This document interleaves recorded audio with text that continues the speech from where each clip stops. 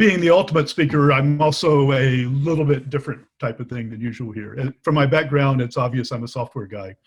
I'm bringing in a software perspective here to what is, by and large, a fairly hardware-centric audience from what I've sort of noticed in the past.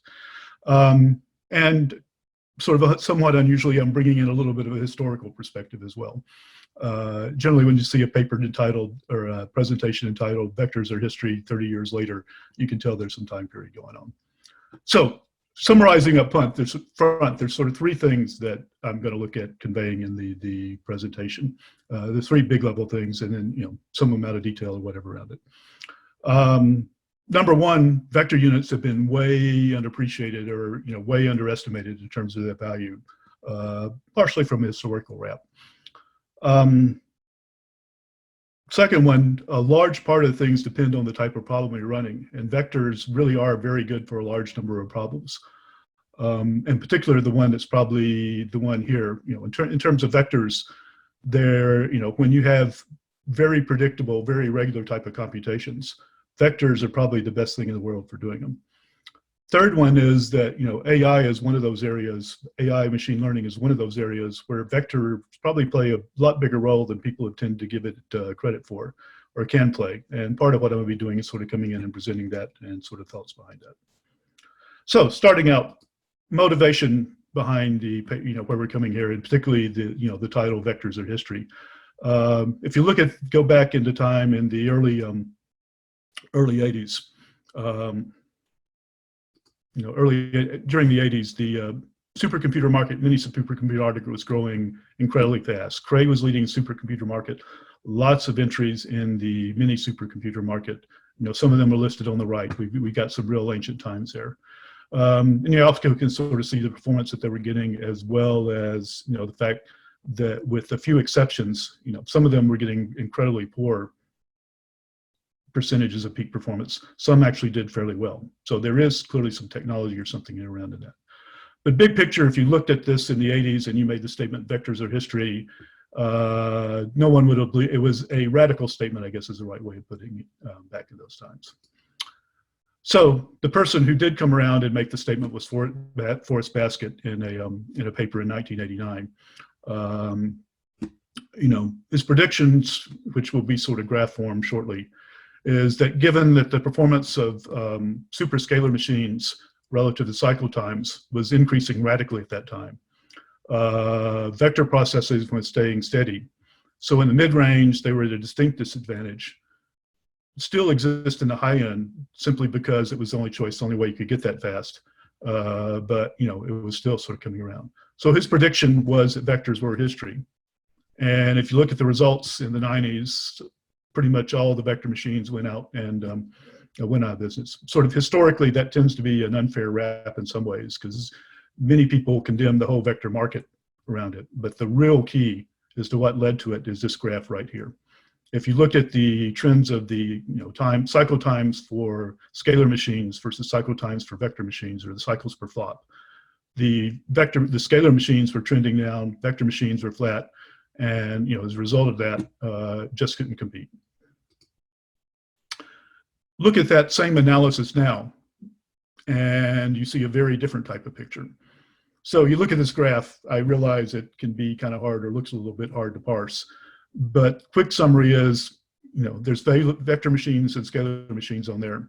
And can you pick out which ones are which? It's actually fairly easy.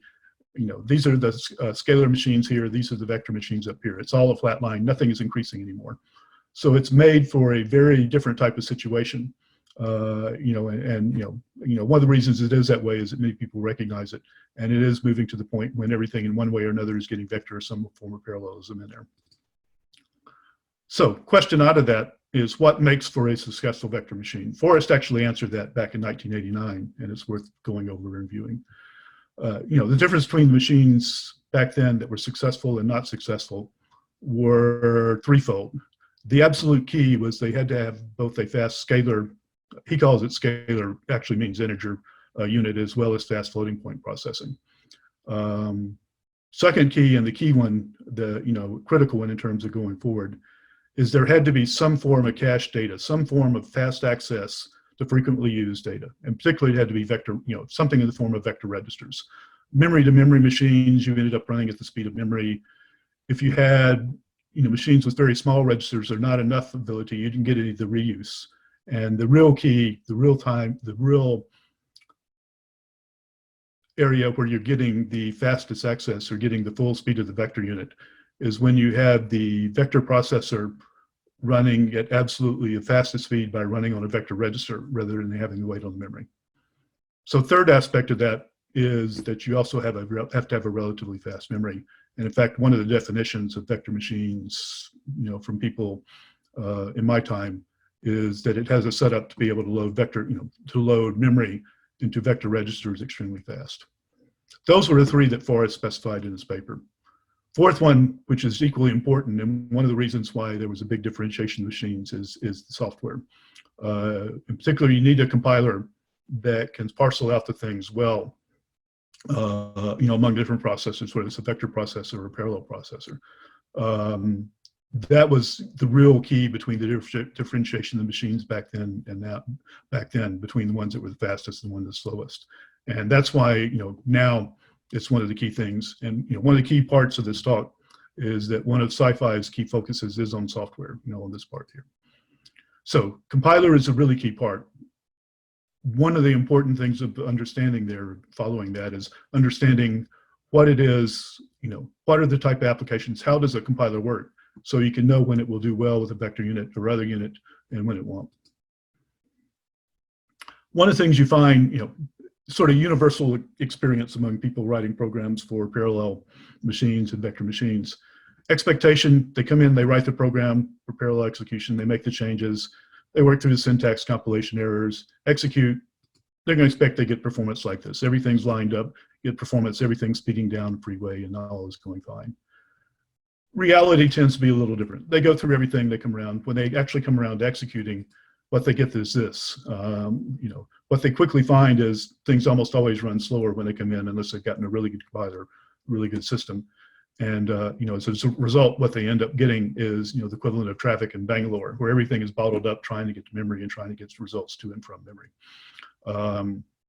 So the real key, and one of the arguments for vector architectures as opposed to more highly parallel architectures or more scalar architectures, is it has that regular path to memory. It does have a way where you can get execution like this. You can get things lined up going in a very predictable fashion and not everything clogging up where you have thousands of processors or thousands of threads trying to access main memory all at the same time.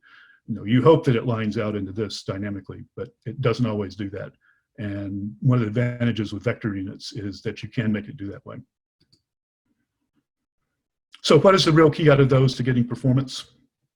I mean, on the left is a graph that shows, even back in the 80s, the data here is from a paper by Jack Dongera. It's entitled "Squeezing the Most Out of a Vector Algorithm in Vector Fortran." For the machine this is running on, 200 megaflops was the peak performance, the blue line across the top. Green line for these various, really key kernels that tend to be used in numerics, but are also important for a lot of them in AI, is what you got just compiling straight through the problem, just compiling the C code or the Fortran code back then straight through. The red line is what you could get by just tweaking the thing a little bit in order to get better memory use. The real key, that is noted in the paper is that it's not so much the peak performance. It's not the number of processors that you have. The real key to getting performance on a highly parallel machine is being able to get memory data reuse, to be able to reuse the data you've used in computation, get it in there and get the fastest speed, repeated, allow the processor to operate at the fastest speed. So if you look at the graph on the right, that's basically to come around and, showing the three factors that come in, comparing scalar data and the reuse. Oops, sorry about that. Let's see if we can, there we go. The blue line is sort of scalar performance as your register size, as you do iterations across. The red line is vector. You have some initial startup, but it's going to go and increase. So there is a point when vector definitely goes over, and improves over scalar, and you get a thing. But the real key of all of that, in terms of setting the vector register size or setting the register size, is the reuse. If you set the size of the register to be 1, then you're going to get the, you have the equivalent of a scalar machine and those types of vector units. You've got lots of reuse in there. Depending on the number of registers you've got, you can reuse that number of pieces of data. When you set this register size to 2, that halves, because now you basically have registers of size 2, and in terms of the number of values, the number of variables that you can reuse, you've cut it in half. As you go farther out, you get more and more to where when you go all the way out to the end, you have no reuse whatsoever because you're going memory to memory. So what that says is the real sweet spot, the place where you get the best vector performance, is when you get some area where you get the right combination of reuse and enough there to be able to get the vector size to you get the benefit from the vector unit. So key part of it more than anything else, that all depends. That's all depends both on the application and the particular architecture. But the real key is it isn't down at 1, and it isn't up at some very large vector registers. It's application dependent, and it's architecture dependent. And one of the real strengths of the RISC-V architecture is that you can set the size of the vector registers to be whatever you want to adapt it to your application and do things around. So that's the real key, that and having software to exploit that. So a famous quote, I first heard it from Cleve Moeller, but I think it gets attributed to Seymour Cray more often. And it's always phrased a little bit differently. Sometimes it's plowing, sometimes it's crossing the prairie. But the statement is, if you were crossing the prairie, how would you like to get across? In a wagon driven by 2 sturdy oxen, or in a wagon pulled by 1,024 chickens. Usual answer to that is the 2 sturdy oxen, and I'm certainly putting things that way. But the real key is to recognize that there are times when it's both. If you compare this, look at this. This is equivalent of a vector unit. If you got one computation where everything's trying to pull in one direction, and you need very regular, very strong, sturdy pulling, this is absolutely the way to go. And that tends to be things like matrix multiply, AI types algorithms and stuff like that. If you're doing in something where you have another way of maybe phrasing this one using the plowing analogy, if you were trying to plow 1,024 rows in a field where they were wandering around a different way, this might be the way to do it. But if you're trying to pull forward on one computation, you're going to get the equivalent of the memory bandwidth, or trying to pull everything in together, get it all focused in one direction, is taking more effort than you get to pull out of it. So the real key is that, in terms of utilizing parallelism, it's getting that balance here. And that vector units provide a lot of the balance that comes around, that you get out of the type of situation on the left. Okay, so a little bit, one slide on compilers, because that is an important part of how things work and what makes the difference between where vector units are really good and vector units are less than good. Sort of 3 types of applications that you tend to find in terms of their memory use, whatever. The absolute best ones are what I call predictable applications. The way a restructuring compiler works is it analyzes an application at compile time, tries to figure out exactly how the memory access and the computation is going to go. If it can predict that, then it goes and reschedules that or schedules that to get the best optimal execution at runtime. So matrix multiply, which is the first one, is the absolute perfect predictable application. Compiler can look at that and tell exactly what's going to be done on each step, exactly each loop iteration, exactly what's going to be compiled when. And because of that, it's able to compile and execute things very, very fast. It's very efficient. Second type is regular applications, things that do things regularly but not predictably. It's sort of a little bit of a half one there, but FFT is probably the key one of that. FFT is doing the same things over and over, but it's not predictably so because the stride and the loop bounds are changing. So compilers can do so-so on that. They do well, but not nearly as well as predictable applications. The last one is what I'd call the regular ones, and those are the ones where the 1,024 chickens come in. With that one, doing matrix multiply, but over a sparse matrix is the the thing that comes in. There's no way compiler can predict that, so you're almost better off with that one with the 1,024 chickens that come in with the predictability. Okay, just quick examples of those and how those run on the SiFive. FFT, the regular but not predictable, this is actually, this is getting the percentage of peak that it can get in. Our handwritten version does. 84%, across according to size. That's actually very good percentage. And one of the important things to realize in this, didn't put it on the slide. This is a straightforward RISC-V, standard standard architecture without any customizations in for doing the things you can do to speed things up on FD in terms of bit reversal in the addressing and stuff like that. So really is, really is outstanding numbers. And if you were to go in, the advantage of the RISC-V is you can go in and customize the instruction set to put in the bit reversal and stuff, and you want it and get really outstanding if you want to go higher. Similarly with, matrix multiply, things you can get out at this one, you can get on the vector unit, basically the peak performance out of what you're looking to get, out of what the architecture predicts, with very simple coding, very little recoding. Sort of another other kernels here that, shows speed ups that you get with the vector unit. These are all the types of things you'd expect to get, on a vector machine. They're all good types of things. But, you can see overall the mean, you get a 10x speed up out of it over scalar, which sort of twofold again. Number one, you can get really good speed ups with vector. Number two, this is a regular type of thing where you're not getting, with these things, with compilers, you can get this without getting the memory contention that you get in more parallel architectures or highly parallel architectures out of that.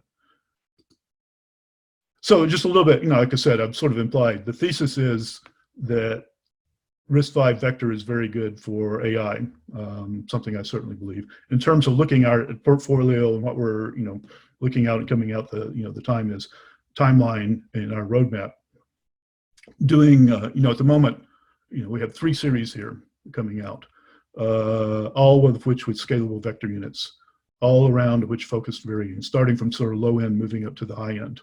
And all that give the performance that can come around and, do the things we need in there. So summary out of all this, what I hope you've gotten out of this is that, vectors, and particularly the RISC-V vector unit, is something that can provide the right balance between memory and compute when done well.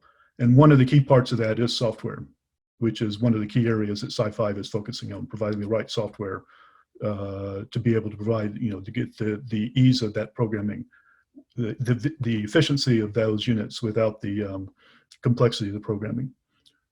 Particularly the V extension that's on RISC-V and that SiFive is putting out first is is one of the best ways of providing the reuse, the ability of reuse of the vector registers, or the reuse of data, so that you're able to get the most effective performance out of the architecture. With the RISC-V architecture, you are getting getting things to compute at the power of the processor, rather than at the limited by memory speeds and having the contention and stuff there. So the real key in terms of all of this is that RISC-V is balanced on finding the right balance of hardware and software. SiFive, in particular, in its version of it, is focusing intense efforts on providing the right software to make this all programming this easy, and where you can get take advantage of the peak speed that you get, peak speed available in the processor, rather than being limited by the memory speeds that you've got there. So, quick summary, quick thank you there.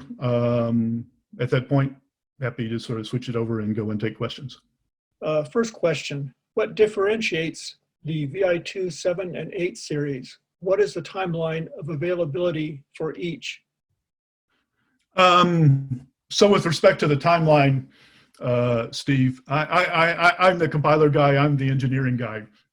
Probably another different thing for this rather than a post. I'm not the marketing guy. So the most accurate place to get that information is on the website and coming around. I'm not quite clear on that.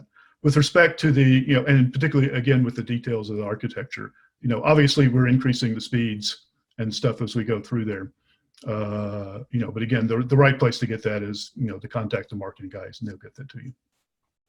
Yeah, I can partly answer the question, is that the vector extensions have not been ratified yet by the RISC-V community. So obviously the final versions of the RTL, production RTL, can't come out before the ratification. And Well, they can, but it would be a very, very foolish decision on our part to do that. right, And yeah, we're not foolish people. that's right. And from what I understand, you're up to, it's going to hit to version 0.9 pretty much any day now. And I think the timeline I've been told is that version 1.0 of the vector extensions will be submitted by end of June. And then there's a 45-day comment period. And assuming that there's no serious problems arise, the extensions will be approved. And so then by the end of August, they'll be approved. So at sometime after September 1st, you could start seeing cores coming out with the extensions. Yeah, and we certainly are, we are we're working hard to make sure we're not very far behind the, the extensions when they come out. That said, having dealt with committees before, I hope that we hit that, but there's always some kind of, something that comes around and slows the committee up one way or another. But Yeah. Hopefully they hit September, and we plan on being ready as soon as possible after that, with officially supported RTL. Right. Well, these extensions have been 5 years in the making, so there's quite a few cooks have had their fingers in this broth. Yeah. So we'll see. So let's get to some questions here from attendees. We have a question here. Which paper did you refer to in the presentation? So if you look on the footnote page, when they put the slides out there, it actually has all in. The key paper, the one that's the title is Vectors Our History, is a paper, Vectors Our History by Forrest Baskett, who was at the time at SGI, is now at NEA, well-known researcher in the field. But it occurred in the international, it was in 1989 in the European supercomputer talk. There are a couple others that are referred to around there as well. One that gives the compilers, the one that gives the compiler efficiencies, that shows, the Ardent compiler at 40% of peak on LENPAC, most of the others down, was also in an international supercomputing thing. And in terms of being able to get the speed on compiled versus hand, it was a paper by Stanley Eisenstadt and Jack Dongera that was in a journal. It's in there in around 1987, 1988. Old timers there. Mm-hmm. Okay, another question. This is a bit long here. SiFive VI cores have vector link flexibility, but only one vector pipeline. Many ARM Neon processors have multiple pipelines issuing multiple vector computation instructions. How do you compare the efficiency figures of compiler-generated code in general for both approaches? Well, I mean, a good compiler for either one can sort of get the best that's possible there. That really depends more on the compiler than anything. I mean, the one difference, in terms, so that said, there are some architectural differences that come out of both.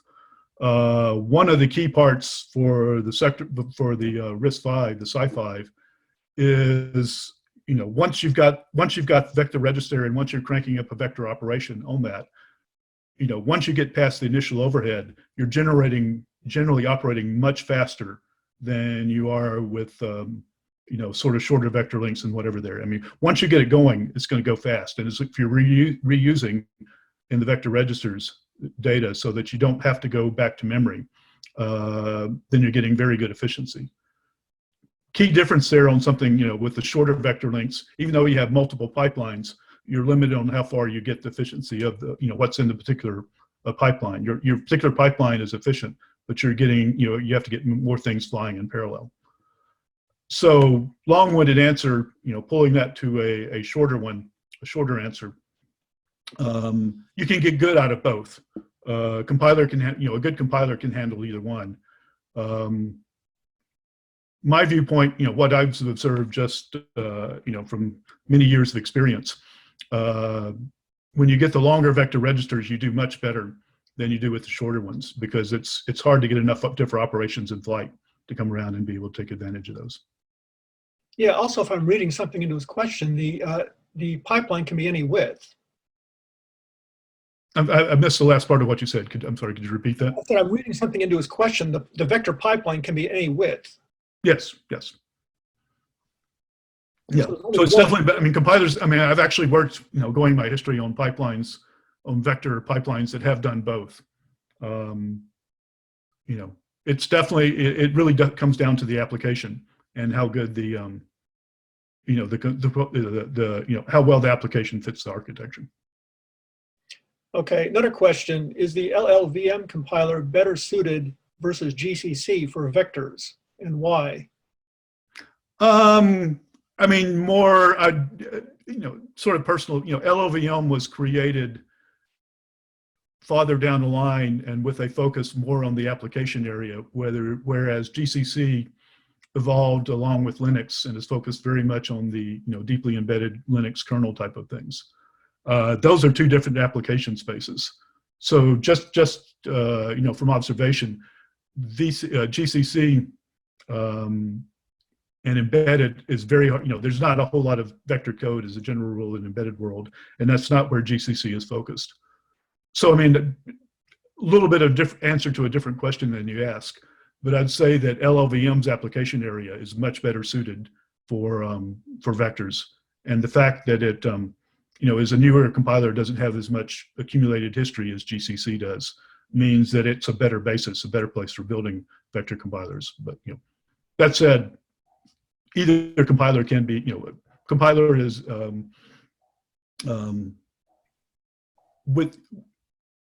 and my own personal thing, if I were building a vector compiler, I would go with LLVM over GCC just because of the history and hardness of change. But that said, either compiler can be made into a good vectorizing compiler. Okay, we have a question regarding VLAN, which is the parameter that sets the length of the vector register. The question is, a larger VLAN can increase throughput, but won't it also increase power consumption? Does VLAN have hardware implications? Is VLAN a software application tunable hint to the data type so the compiler knows how far away compute is from memory? So good question, Richard. Let me see if I can sort of fumble through that.